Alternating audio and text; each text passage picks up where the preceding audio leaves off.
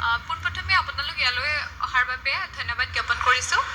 2023 চনৰ 26 ডিচেম্বৰ তাৰিখে প্ৰাথমিক শিক্ষা সঞ্চালকালয়ৰ অধীনত প্ৰকাশ পোৱা 5,550টা LP আৰু UP শিক্ষক পদৰ যি বিজ্ঞাপন প্ৰকাশ পাইছিলে তাত আমি প্ৰায় 20,000 কেণ্ডিডেটে আমি এপ্লাই কৰিছিলোঁ। কিন্তু দুৰ্ভাগ্যবশতঃ এইটোৱে কথা যে আমাৰ সকলো ধৰণৰ নথিপত্ৰ পৰীক্ষণৰ পিছতো বৰ্তমানেও আমাৰ কি কৰিছে এখনো মেধা তালিকা প্ৰকাশত সঞ্চালকালয়ে কিছুমান বাধাৰ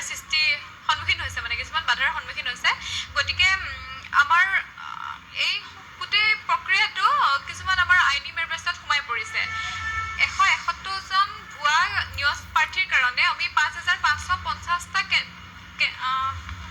পদৰ প্ৰাৰ্থীসকল আমি অনিশ্চয়তাত ভুগিব লগা হৈছে।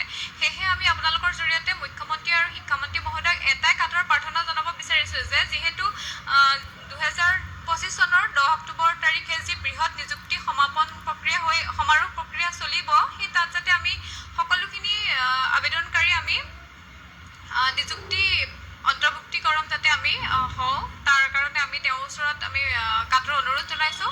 লগতে আমি আমাৰ প্ৰাথমিক সঞ্চালকালয়কো অনুৰোধ জনাইছোঁ যাতে এই যিখিনি আমাৰ মেধা তালিকা প্ৰকাশত বাধাৰ সৃষ্টি হৈছে সেই আইনী প্ৰক্ৰিয়াসমূহ অতি সোনকালে সমাধান কৰি সেইখিনি যাতে মেধা তালিকাসমূহ যাতে তেওঁলোকে উলিয়াই দিয়ে আৰু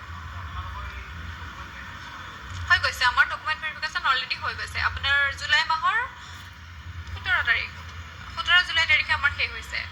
আৰু আপোনালোক হয়তো জ্ঞাত যে এই যিটো 5,550টা পদ তাতে মানে কিছুমান 18মহীয়া NOS ডিপ্ল'মাধাৰী DLED ডিপ্ল'মাধাৰীয়ে প্ৰাৰ্থীসকলক তাতে আবেদন কৰিছিল।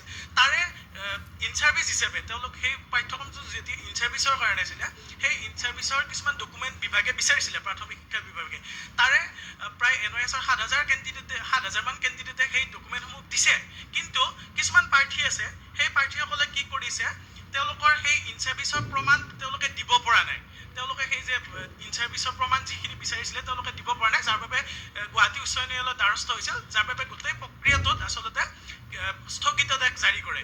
কিন্তু সেই 171জন প্ৰাৰ্থী যিয়ে সাধাৰণ ডকুমেণ্টছখিনিয়ে দিব পৰা নাই আৰু তেওঁলোকক আমি দেখা পালোঁ যে যিহেতু 1:2 ভেৰিফিকেশ্যন কৰিবলৈ ভেৰিফিকেশ্যন তালিকা প্ৰকাশ কৰিছিল DWE, কিন্তু তাত এই প্ৰাৰ্থীসকলৰ নাম নাই কাৰণ তেওঁলোকৰ মাৰ্কছে কভাৰ কৰা নাই। কিন্তু কি কৰিছে তেওঁলোকে কিছুমান চৰকাৰ বিৰোধী পক্ষৰ পৰা কিছুমান ফাণ্ড কালেকশ্যন কৰি পেলাই তেওঁলোকে কি কৰে আদালতৰ দ্বাৰস্থ হয় যাতে চৰকাৰী পক্ষই কি কৰিব নোৱাৰে সময়মতে নিযুক্তি দিব নোৱাৰে বা নিযুক্তি প্ৰক্ৰিয়াত বাধা সৃষ্টি কৰে। গতিকে মুখ্যমন্ত্ৰী মহোদয়ক আজি আমি এই সংবাদমেলখনৰ পৰা অনুৰোধ জনাইছোঁ। তেওঁৰ ওপৰত আমাৰ সম্পূৰ্ণ বিশ্বাস আছে, আস্থা আছে। গতিকে তেওঁ এই আইনী জটিলতাসমূহ দূৰ কৰি এই 171জন প্ৰাৰ্থীৰ কাৰণে যাতে আমি প্ৰায় 9-10 হাজাৰতকৈ অধিক আমি SCRT অধীনত DLED কৰা 13 প্ৰাৰ্থী যাতে বঞ্চিত নহওক তেওঁক আমি অনুৰোধ জনাইছোঁ। তেওঁ এই জটিলতাসমূহ দূৰ কৰি আমাক যাতে 10 অক্টোবৰ নিযুক্তি দিবলৈ তেওঁ আগবাঢ়ে আৰু আমি যাতে সেই নিযুক্তিৰ পৰা বঞ্চিত নহওঁ। এয়ে আজি এই সংবাদমেলখনৰ যোগেদি মুখ্যমন্ত্ৰী মহোদয়ক আমি কাটৰ অনুৰোধ জনাইছোঁ, আমি হাতযোৰ কৰিছোঁ।